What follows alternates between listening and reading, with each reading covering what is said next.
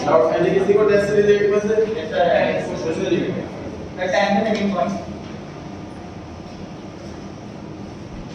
Question number 10 second point subscription वाला point पढ़ने लीजिए। There were 416 life members on 31st March 2018. The subscription payable by each member to be a lifetime member is 125 rupees. 125 रुपए देंगे तो life time member बन जाएंगे। अच्छा तो 416 मल्टीप्लाई बाय 125 52,000 हाँ जी 52,000।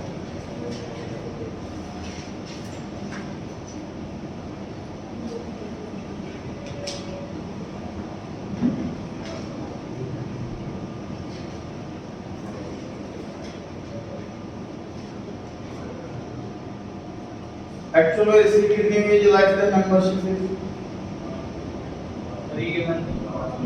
5 to 5 और सब्सक्रिप्शन आउटस्टैंडिंग जो है ये नीचे अलग है। इनमें तो प्लस माइनस सभी सारा जीरो आ रहा था कोई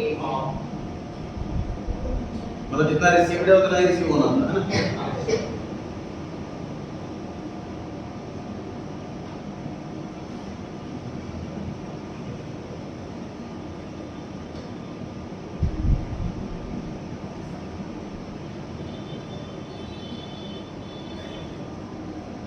5250 ये बस हमारी लायबिलिटी जितना एक्चुअल में रिसीव हुआ। 416 मेंबर है 31 मार्च 18 को मतलब लास्ट ईयर। तो लास्ट ईयर 416 मेंबर थे, हर एक मेंबर ने 125 रुपए दिए होंगे, तो लास्ट ईयर की ये इनकम लास्ट ईयर की लायबिलिटी आ गई। ये लास्ट ईयर की लायबिलिटी हो गई, लास्ट ईयर रिकॉर्ड हो गई। इस साल रिसीव हुई है 5250 इस साल की लायबिलिटी। मतलब पॉइंट नंबर 2 के रिलेवेंस कुछ नहीं हुई। अगर ये 2019 का होता तो उसकी 2 एंट्री होती, मतलब टोटल निकाल लेते थे तो पैसा रिसीव होना पड़ता। इनकम एंड एक्सपेंडिचर आता नहीं एसेट में आ जाता जितना रिसीव नहीं हुआ। सर ऐसा भी तो होता है जैसे life membership fees admission form में दे देते हैं तो सब्सक्रिप्शन में से माइनस करते हैं वो कब करते हैं? नहीं तो बुक में है ना स्टेशन से सब्सक्रिप्शन से माइनस नहीं करेंगे लाइफ मेंबरशिप। जब फीस के डुअल इफेक्ट क्या होगा? ये सेकंड पार्ट का डुअल इफेक्ट क्या होगा 2019 में? इसका सिंगल इम्पैक्ट भी नहीं हो रहा क्योंकि लास्ट ईयर की इंफॉर्मेशन ये 19 होगा तो इस साल का। पॉइंट नंबर 2 देखिए, पॉइंट नंबर 2 में लास्ट ईयर की इंफॉर्मेशन दे रखी है कि 2018 में 416 मेंबर थे लाइफ मेंबर वाले और हर एक को 125 रुपए देने थे। तो लास्ट ईयर की लायबिलिटी में आ गया होगा ये, इस साल का कोई रोल नहीं है। इस साल लाइफ मेंबरशिप फीस मिली है 5250, इस साल की लायबिलिटी है, ये बात खत्म हो गई। अब आते हैं कि 2019 लिखा होता है यहाँ पर तो क्या होता। तो इस साल टोटल मेंबर 416 हैं, हर एक को 125 रुपए देने हैं, मतलब इतने रुपए मिलने चाहिए थे इस साल रिसीव हुए इतने। लेकिन ये भी इंफॉर्मेशन दे रखी होती है कि इस साल नहीं कितने बने, तो जैसे जितने लाइफ मेंबर है उनमें कई उन्होंने तो पिछले साल जैसे पिछले साल पैसे दे दिए होंगे, उस टाइम की इंफॉर्मेशन भी होती इस साल नहीं कितने बने। तो सिर्फ 19 होने से मतलब नहीं आज में किया जाता। और कुछ है सर क्वेश्चन 6 में नोट्स को अकाउंट्स में इक्विपमेंट वाला लिखा है वो बता दो।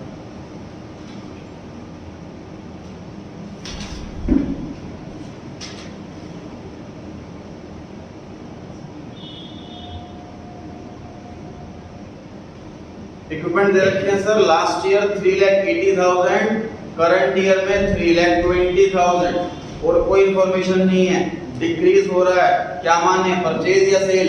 डेप्रिसिएशन ऑपरेटिंग एक्टिविटी में ऐड करते हैं।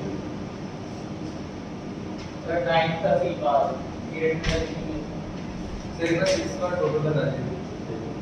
क्वेश्चन नंबर 9 में सी पार्ट पूछा हुआ है कि पीरियड, तो पीरियड कौन सा दिखता है? Income expenditure account. Periodicity concept दिखता है, सिर्फ इसी ईयर की इनकम और इसी ईयर के एक्सपेंस आते हैं।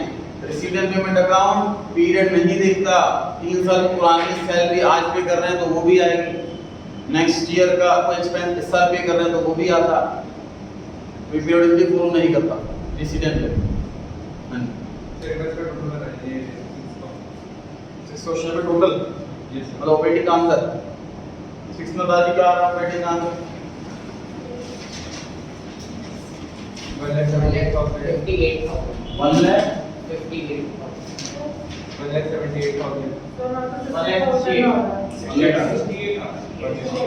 178 10,000 रुपए की गड़बड़ क्यों आ रही है?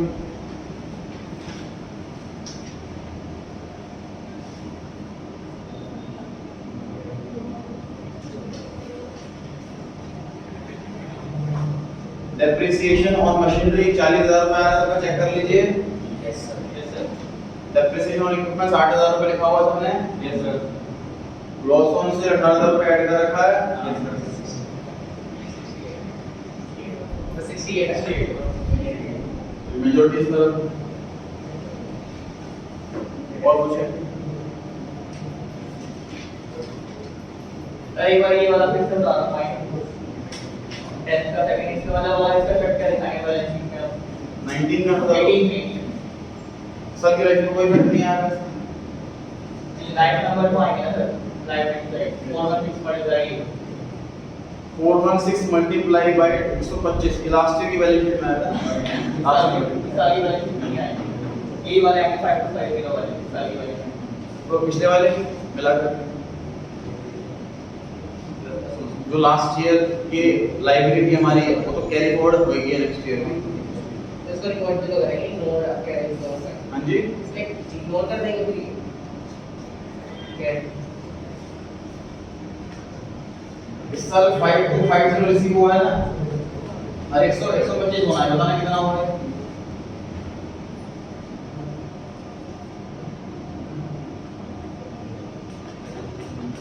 What do you यार?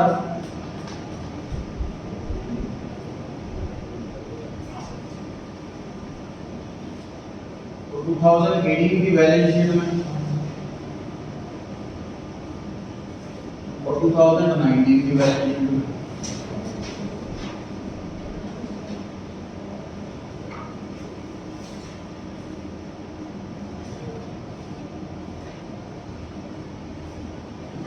चार सौ 16 मेंबर लास्ट ईयर थे। इस साल 5250 का अमाउंट रिसीव हुआ है, हर एक से 125 लेने होते हैं, मतलब इस साल के 42 मेंबर नए 416 तो थे ही, 42 मेंबर और आ गए, टोटल मेंबर इतने हो गए, हर एक से 125। इस साल की बैलेंस शीट की लायबिलिटी हो गई, ये लास्ट ईयर की बैलेंस शीट की लायबिलिटी। वापस आते हैं जी रिटायरमेंट चैप्टर पे, फॉर्मेट बनाएं। सर ये वाला जो बताइए सर ये 42 नंबर का आपका यहाँ पे 550 ये 550 रुपीस रिसीव हुआ इस साल और 125 रुपए रिसीव होना, तो सर वो तो लैब मेंबरशिप फी है उसी के साथ डिस्कस कर रहे हैं। डाउट उसी का होता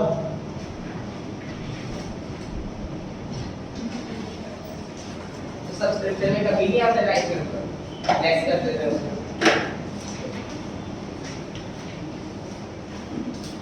क्वेश्चन नंबर 3 कर रहे हैं जो लोग हमारे बनाएंगे रिवैल्यूएशन अकाउंट।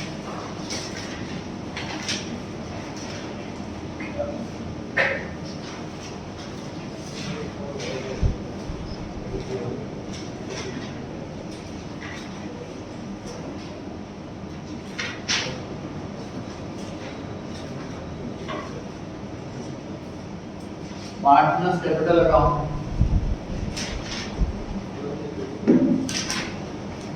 बैलेंस एग्जाम में ध्यान रखिए, कम मार्क्स का क्वेश्चन आएगा तो शायद बैलेंस शीट ना मांगे, ना मांगा हो तो नहीं बना, एक्स्ट्रा बना करके ना आएंगे, मुझे तो आता है। पेज नंबर 87 के आसपास मिलेगा ये 86।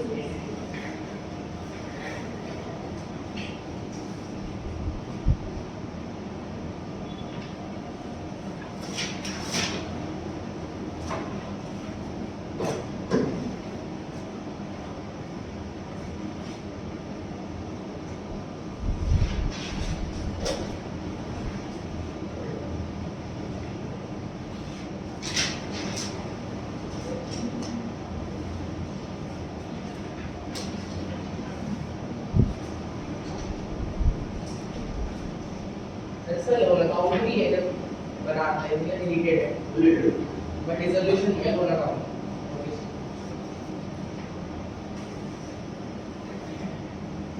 मैंने कैपिटल का ओपनिंग बैलेंस लिखा है बाई बैलेंस बीडी 1 लाख और 60,000 और 50,000 पार्टनर्स के नाम X, Y और Z।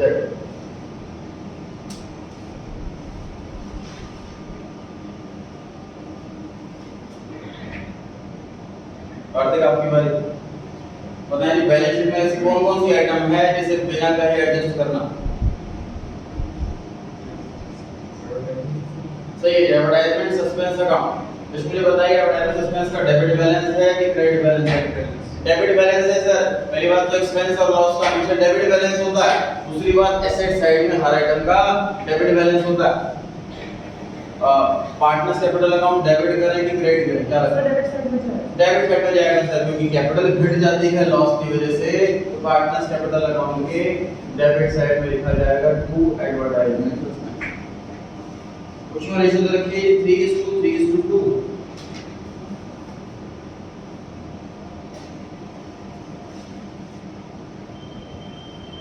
कितना है 100 बाय 7500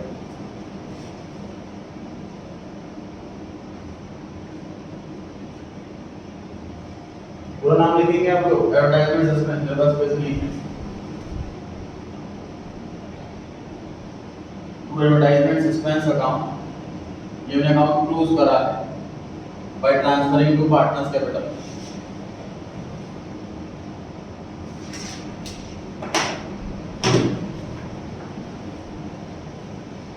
पढ़ते हैं जाके 1 अप्रैल 2020 वाई ने डिसाइड कर लिया कि मैं रिटायरमेंट ले रहा हूं फॉर्म से। Point number 1 stock to be depreciated by 12,000। Depreciate करना है स्टॉक को 12,000। रिलेशन बताएं किस साइड लिखूं? डेबिट साइड से ये नुकसान हो गया, लॉस हो गया, स्टॉक की वैल्यू कम हो गई तो ये लॉस हो गया। काफी बैलेंस शीट में कितना लिखें स्टॉक को?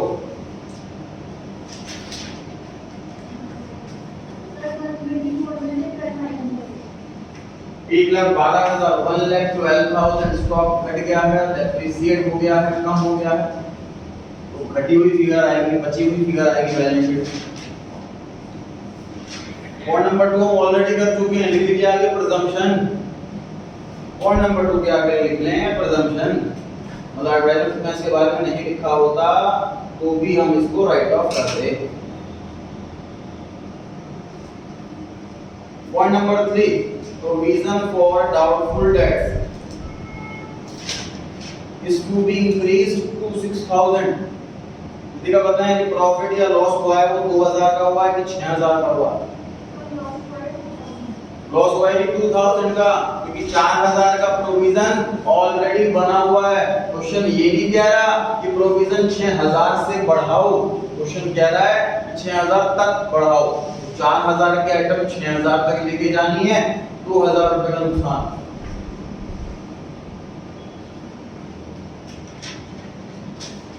Group provision for doubtful debts 2,000। मैं बैलेंस शीट में डेटर कितने लिखे जाएं? 80,000 डेटर में सर कोई डिडक्शन नहीं आता, डेटर कम होते हैं सिर्फ और सिर्फ बैड डेट से। Provision is a separate account, debtor is a separate account. And provision कितना लिखा जाए? 4,000 कि 2,000? 6,000 से जो नए वाली वैल्यू है वो लिखी जाएगी। 4,000 पुराना था, 2,000 से बढ़ा दिया, नया वाला 6,000 हो गया। Point number 4 fixed assets to be appreciated by 10%। पिछला एंट्री बताएं इसकी। Fixed asset account debit, asset बढ़ती है तो डेबिट होती है। To revaluation account, revaluation account sir asset की वैल्यू का बढ़ना प्रॉफिट है, इसलिए रिवैल्यूएशन अकाउंट क्रेडिट होगा। किधर लिखे रिवैल्यूएशन?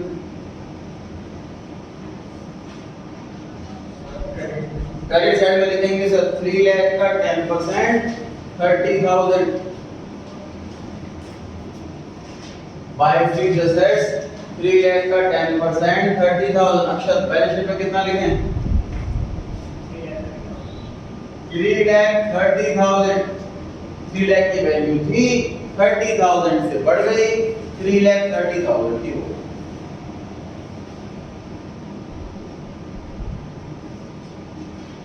पॉइंट नंबर 5 वीडियो पे बाद में आते हैं, पॉइंट 6 पे आते हैं। पहले पॉइंट 6 में लिखा है adjustment to be made in the accounts to rectify a mistake previously committed. पिछले साल कोई मिस्टेक कर दी थी, अब इसको ठीक करने के लिए रेक्टिफाइड एंट्री पास करनी। Y was credited in excess of 2,000। Y गलती से 2,000 रुपए ज्यादा क्रेडिट हो गया। अब कैसे ठीक करूं उसको? Y को डेबिट करके 2,000 से।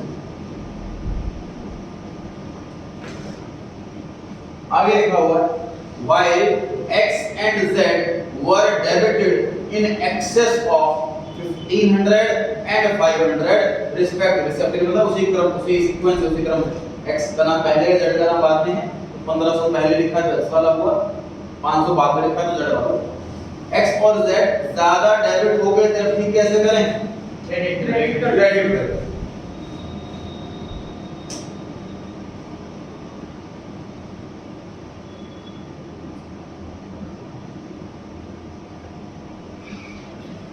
तो ये रेक्टिफाइड एंट्री करनी है। ऐसा इक्का दुक्का क्वेश्चन नहीं आती है, एडजस्टमेंट चाहे तो मार्क वाक कर लें, एग्जाम में आ जाए तो ध्यान में नहीं रहती कि क्या कर सकते हैं, इसमें गलती हो सकती है। जो एडजस्टमेंट रिपीट होती है, जैसे प्रोविजन बढ़ गया, फिटनेस बढ़ गई, स्टॉक घट गया, बेसिक है, बहुत बार रिपीट होती हैं, बार-बार प्रैक्टिस हो जाती है, एग्जाम में ध्यान रहती है। तो इसमें अभी पढ़ी हमने, ये रेयर होती है। 100 क्वेश्चन में 50 क्वेश्चन में एक आधा एडजस्टमेंट होती है। एग्जाम में आ जाए तो ध्यान से क्लिक नहीं करती। वैसे में मार्क कर लिया करें, एग्जाम में रिवाइज ऐसी चीजें जरूर करें।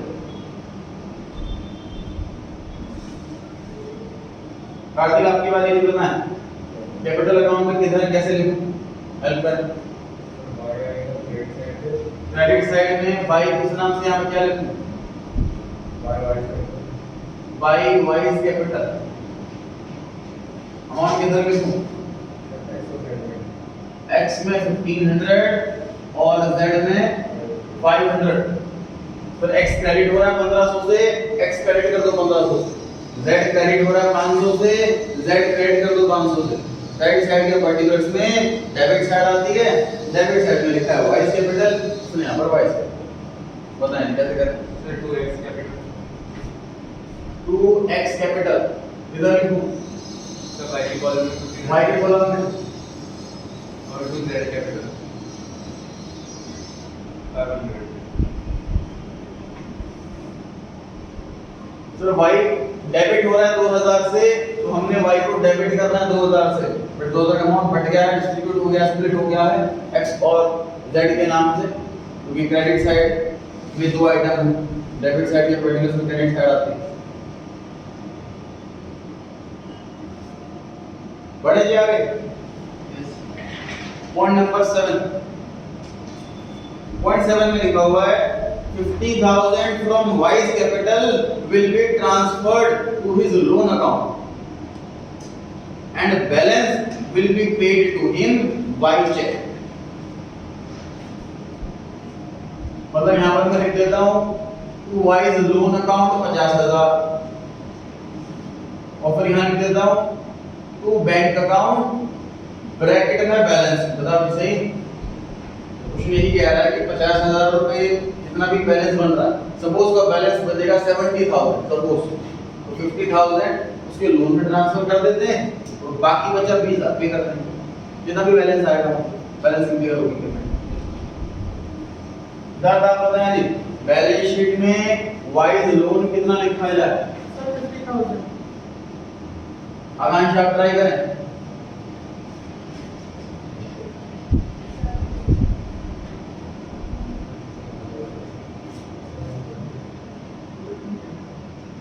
बताइए बैलेंस शीट में वाइज लोन कितना आएगा?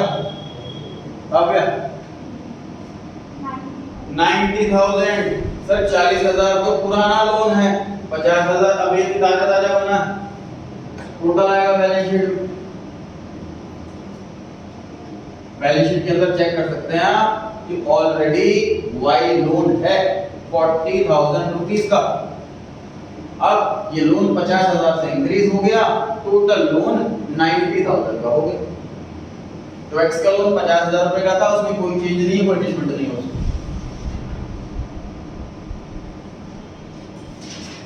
पॉइंट नंबर 7 में कुछ और करके लिखा होगा, पढ़ते हैं क्या लिखा होगा। लिखा है 50,000 to Y will be paid after 1 year and balance by check immediately। मैंने और इसलिए लिखा हुआ है क्योंकि दोनों लाइनों की लैंग्वेज अलग है लेकिन मीनिंग से। सिंपल सी बात ध्यान से सुनो, जो पार्टनर्स है वो हम अकाउंटेंट से ये बोले कि कैपिटल का बैलेंस लोन में ट्रांसफर कर दो, तो हम कैपिटल का बैलेंस लोन में ट्रांसफर कर देते हैं। आप देख चुके हैं आंसर। अब क्वेश्चन की लैंग्वेज चेंज कर रहा हूं। पार्टनर हमसे कह रहे हैं कि इसको पैसे हम 1 साल बाद देंगे, लिख लो। तो हम थोड़ा 1 ईयर अकाउंट डेबिट करेंगे, 1 साल बाद पे करेंगे, तो अभी पे नहीं कर रहे ना, तो अभी तो हमें लोन बन गया, वो सेम ट्रीटमेंट रहती है इसकी। क्वेश्चन में ऐसा बोले कि लोन में ट्रांसफर कर दो, या क्वेश्चन में ऐसा बोले कि पर्टिकुलर टाइम के बाद पैसे देंगे, मतलब अभी पैसे नहीं दे रहे। पार्टनर रिटायर हो रहा है, क्वेश्चन कह रहा है कि अभी पैसे नहीं दे रहे, उसका मतलब सिंपल सा यही बनता है, इसको लोन में ट्रांसफर कर दिया जाए। लोन पे तो इंटरेस्ट भी देंगे, बिल्कुल सही। अगर सिर्फ ये रहता है कि वहाँ पे देंगे पैसे, अगर बाद में देंगे ये लिखा हुआ है और इंटरेस्ट के बारे में कुछ नहीं लिखा हुआ, तो डीड नहीं है, मतलब एक्ट फॉलो होगा। एक्ट में लिखा है इंटरेस्ट मिलेगा 6% पर annum। क्लियर हो मेरी बात? तो दोनों की लैंग्वेज अलग अलग है लेकिन मीनिंग सेम है। आगे, it was agreed that x and z would share the future profits in the ratio 2:3। पता है कि 2:3 ये सैक्रिफाइसिंग है कि गेनिंग है कि ओल्ड है कि न्यू? ये न्यू रेशियो है। अंश इस न्यू को ही गेनिंग मानेंगे कि नहीं? नहीं मानेंगे सर, हमें कैलकुलेट करनी पड़ेगी। क्वेश्चन में ओल्ड रेशियो भी गिवन है, क्वेश्चन में न्यू रेशियो भी गिवन है, तो हमें गेनिंग रेशियो कैलकुलेट करनी पड़ेगी। इसमें कैलकुलेट क्यों कर रहे हैं गेनिंग रेशियो? गुडविल के एस्टीमेट के लिए, सिर्फ एक ही उसका काम है, बस उसके अलावा कोई काम नहीं है गेनिंग रेशियो का, गुडविल की कैलकुलेशन। तो फिलहाल हमारा मेरे ख्याल से पॉइंट नंबर 5 गुडविल वाला ही रह गया, बाकी सारे पॉइंट हो गए।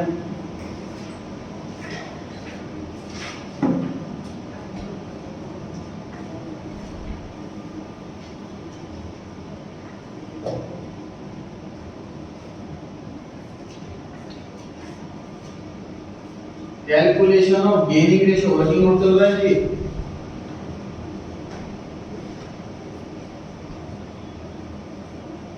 Gaining ratio equals to new minus old.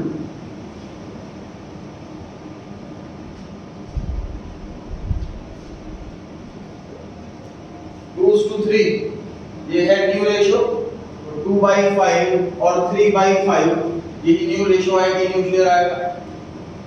इसमें से माइनस करते हैं ओल्ड वाली रेशियो। ओल्ड वाली रेशियो कितनी है? 3:3:2, मतलब कि 3/8 और 2/8।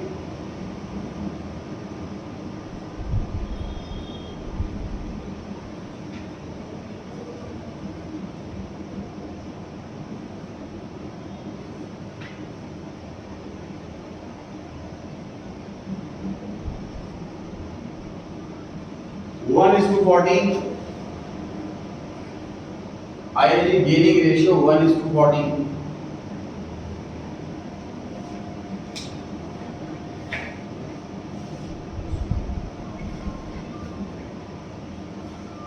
इसलिए तो आपको एंट्री बतानी गुडविल की, अमाउंट नहीं सिर्फ entry.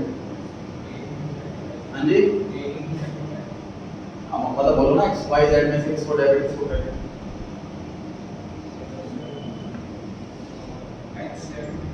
X capital account debit हुआ जी, Y Z capital account debit, Y Z दोनों, नहीं Z capital, Z capital account debit, to Y capital account. Sir Y retiring partner है, रिटायरिंग पार्टनर हमेशा सैक्रिफाइसिंग पार्टनर होता है, इसलिए वाई तो क्रेडिट होगा ही होगा। एक्स और जेड ये गेनिंग पार्टनर हैं, इसलिए डेबिट में बैठे। अक्षर मुझे वाई का अमाउंट होता है कैसे निकालूं? 80,000 मल्टीप्लाई बाय 3/8 ये 30,000 रुपए आ गए। 80,000 मल्टीप्लाई बाय 3/8 ये 30,000 रुपए आ गए। कर दे x और z के सामने अमाउंट कैलकुलेट करने के लिए 80,000 लिखूं या 30,000 लिखूं या दोनों से आ जाएगा? दोनों से आ जाएगा पर कुछ नहीं 30,000 रुपए लिख लेते हैं फिलहाल।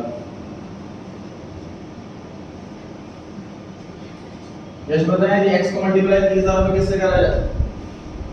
सर उसके बोल रही वो मतलब प्लस से कर सकते गेनिंग रेशियो मुझे बताइए 1/40 से मल्टीप्लाई करूं या 1/15 से? तो बंदा 50 सही है। अगर मैं 80,000 टोटल गुडविल लिखता तो मैं 1/40 से मल्टीप्लाई करता। अगर मैंने सिर्फ और सिर्फ 30,000 रुपए लिखा है तो 1/50।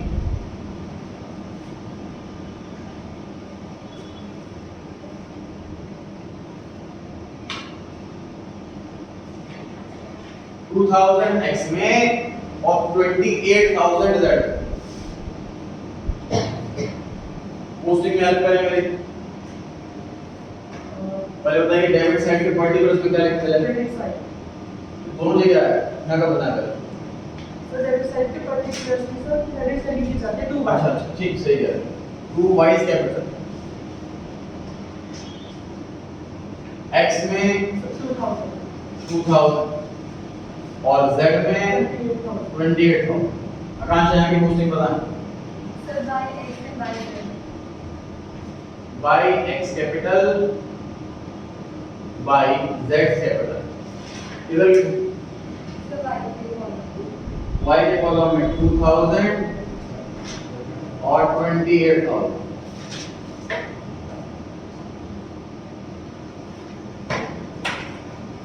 एडजस्टमेंट सारी कंप्लीट हो गई है जी।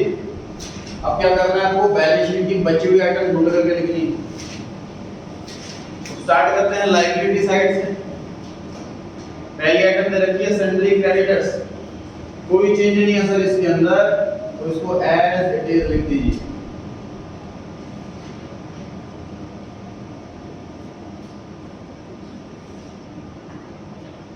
पार्टनर्स लोन हो चुका है। कहां पे आप पता है कैपिटल किस किस की लिखनी है? x और z की डिवाइड हो चुका है सर। एसेट साइड पर आते हैं जी। कैश एट बैंक लास्ट में लिखेंगे क्योंकि अभी पेमेंट करनी है ना भाई को, तो अभी पता नहीं बैंक बैलेंस कितना आने वाला। उसके बाद बिल्स रिसीवेबल, कोई एडजस्टमेंट नहीं है उसमें, एज इट इज लिख देंगे। डेटर हो चुका है, स्टॉक हो चुका है, फिक्स्ड एसेट हो चुका है, एडवर्टाइजमेंट सस्पेंस हो चुका है, तो यहां पर सिर्फ और सिर्फ बैंक का अमाउंट है 50,000 लेस y को जितनी पेमेंट करेंगे उतना अमाउंट लेस हो जाएगा, बाकी बचा आउटर कॉलम में आ जाएगा। बैलेंस शीट में सिर्फ कैपिटल कैलकुलेट करनी रह गई x और z की, और एसेट साइड में बैंक कैलकुलेट करना रह गया है, अदरवाइज बैलेंस शीट कंप्लीट हो गई।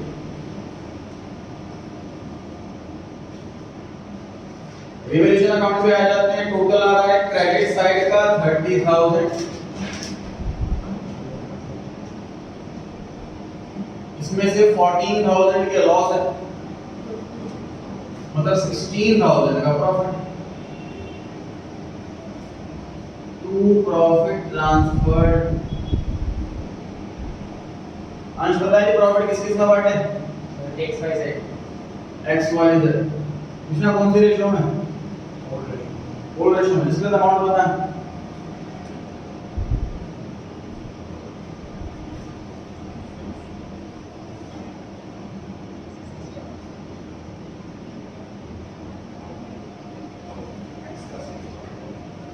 यानी 3/8 of 16,000 मतलब 6,000।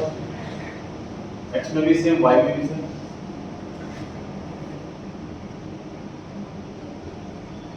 अच्छा तो एंट्री बताएं इस प्रॉफिट की। प्रॉफिट की जर्नल एंट्री कर देगा, पता है इस प्रॉफिट की journal entry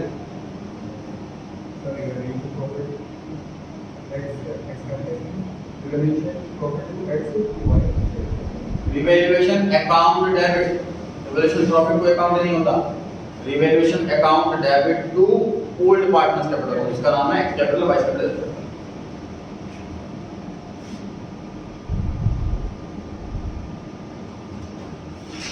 bye revaluation account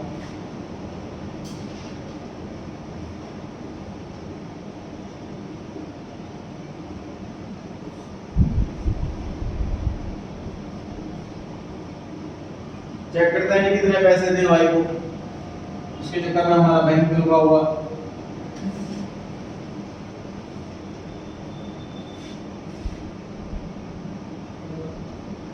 total आ रहा है क्रेडिट साइड का 96,000,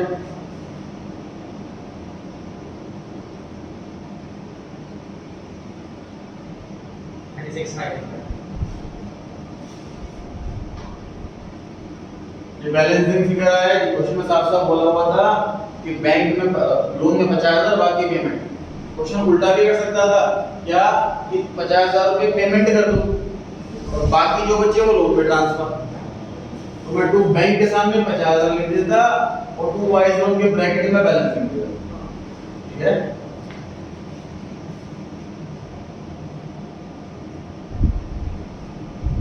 अब क्या करना है, हम पेमेंट कर देते हैं। 36,500 की पेमेंट वाई को कर दीजिए, तो फिर आपका बैंक बैलेंस बचेगा 13,500। अगर एक्सेस आता तो जी एक्सेस नहीं आ सकता, ओडी आ जाता बैंक को लायबिलिटी। अगर यहाँ पेमेंट जो होती सपोज 55,000 की होती, लेकिन बैंक की 50,000 रुपए, तो लायबिलिटी साइड में 5,000 बैंक को बचा, ठीक है।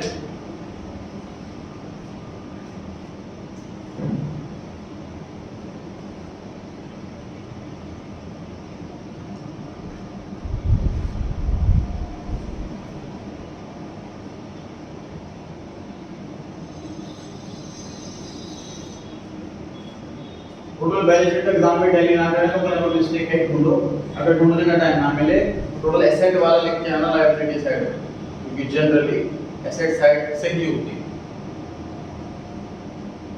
टोटल एसेट में आ रहा हो वही लायबिलिटी में लिख करके आना, अगर टोटल एफर्ट टैली नहीं कर रहा ढूंढने का टाइम नहीं। एक्स और जेड में क्या करना है सर, अब हमें बैलेंस सीडी निकालना बस।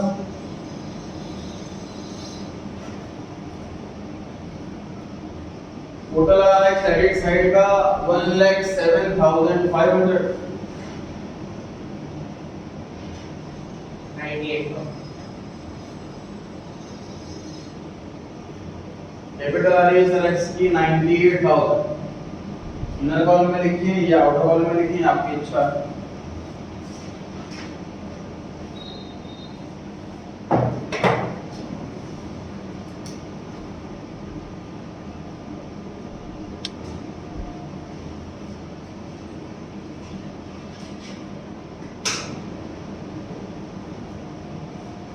जेड पर आते हैं जी,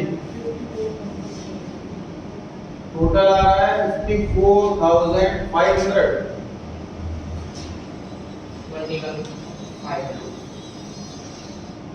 बैलेंस सीडी आ रहा है सर 21,500।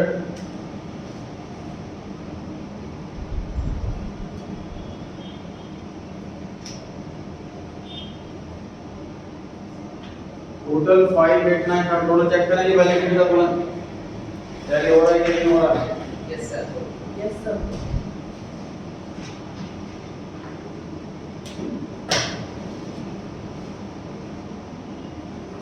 क्वेश्चन नंबर 5 पे होमवर्क लिखा हुआ है, ये भी चेक किया जाएगा आपका नेक्स्ट क्लास में। सर हो गया किया था आपने पहले।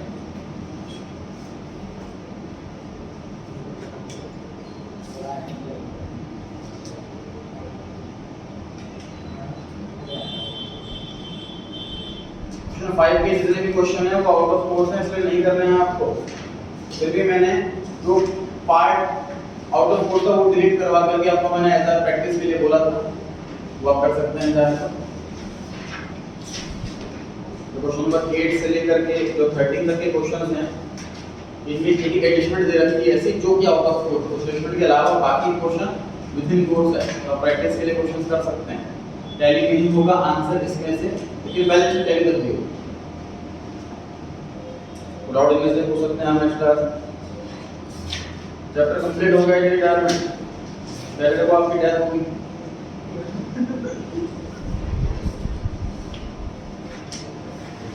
डेथ वाला पेज निकाल लीजिए।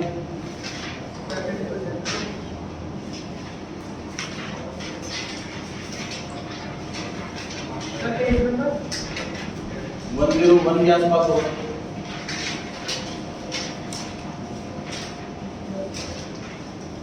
जीरो वन ही है। जो पहला पेज है रेशियो कैलकुलेट करने वाला है, ये सेम वैसा ही है जैसा कि रिटायरमेंट में था। मैंने ऊपर लिखा भी हुआ है, questions are taken from the chapter number 6 retirement. दिख रहा है सबको? तो ये पहला पेज आपका होमवर्क है, ये भी आपको सैटरडे को चेक कराना है। तो यानी कि क्या सीरीज एक भी करनी है तो चेक कराना है, ये चेक कराना। इसके बाद जो लास्ट में टॉपिक दिया हुआ है calculation of profit of a disease partner, ये टॉपिक ही आपका इस साल कोर्स के अंदर है। एक पेज है, मतलब समझ लो 102 पेज नंबर है, ये पूरा पेज है आपके कोर्स के अंदर इस साल। 103 का फर्स्ट क्वेश्चन ये होगा। और बाकी का डिलीटेड है। हाँ जी, पेज वाला बाकी सारा टॉपिक डिलीटेड है।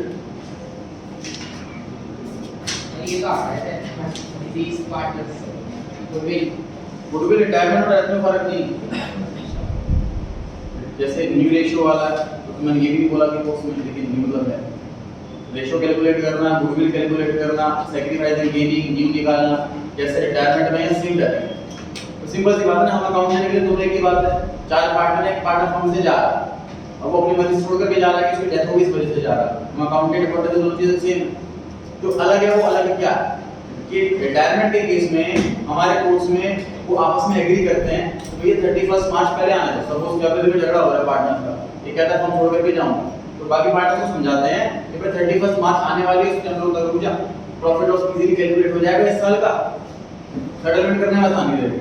रिटायरमेंट के क्वेश्चन सारे के सारे 31 मार्च या 1 अप्रैल के, लेकिन डेथ में अपने हाथ में नहीं है कि डेथ 31 मार्च को कर लो, प्रॉफिट कैलकुलेट हो जाएगा, वो किसी भी डेट को हो जाएगा।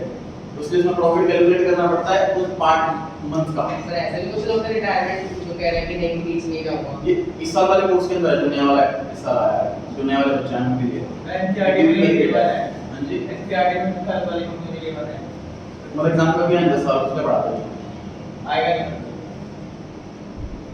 बाकी वो क्वेश्चन डेथ में कवर हो जाएगा कि ड्यूरिंग द ईयर अगर डेथ होती है तो कैसे प्रॉफिट कैलकुलेट करना है। तो उसमें कुल टाइप क्वेश्चन आ सकता है इसमें इसके रिटायरमेंट में बीच वाला, तो बीच में रिटायरमेंट करेंगे बोलिए करते हैं। सर नमस्ते। नमस्ते जी।